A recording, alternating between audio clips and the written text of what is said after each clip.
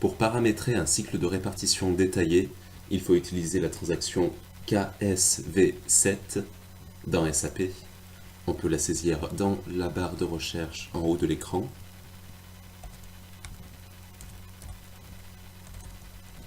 Où on peut utiliser le chemin suivant, donc gestion comptable, contrôle de gestion, comptabilité analytique des centres, prébudgétisation, imputation et répartition détaillée.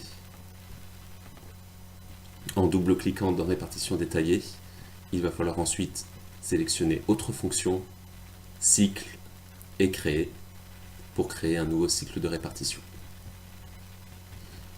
Il va falloir donner un nom à ce cycle de répartition et une date de début de validité. Et une fois ces informations saisies, on peut cliquer sur l'icône d'exécution.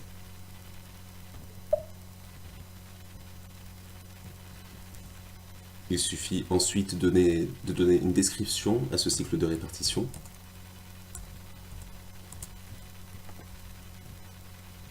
Puis il va falloir rattacher autant de segments qu'il y a de nature comptable secondaire avec ratio statistique. Donc pour rattacher un segment, il suffit de cliquer sur ce bouton Rattacher segment. Donc le premier segment qui sera rattaché à ce cycle de répartition sera le segment G18-8 NR dans notre cas. Donc il faut donner à ce segment une description.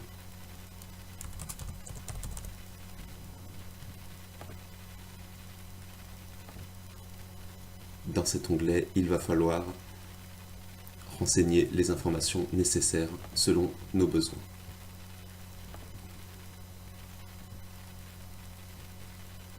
Ensuite, dans l'onglet émetteur-récepteur, il faut sélectionner le centre de coût émetteur.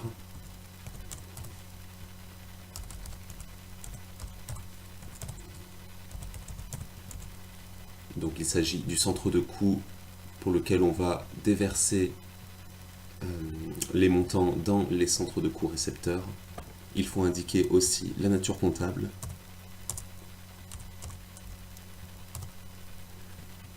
Et en réception, on indique le groupe de centres de coût récepteurs.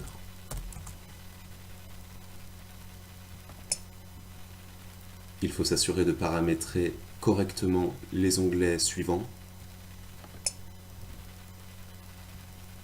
Dans l'onglet base de référence récepteur, il faut bien penser à renseigner le ratio statistique correspondant. Et dans l'onglet facteur de pondération, il faut s'assurer que tous les centres de coût récepteurs, s'assurer que tous les facteurs de pondération soient égaux à 100.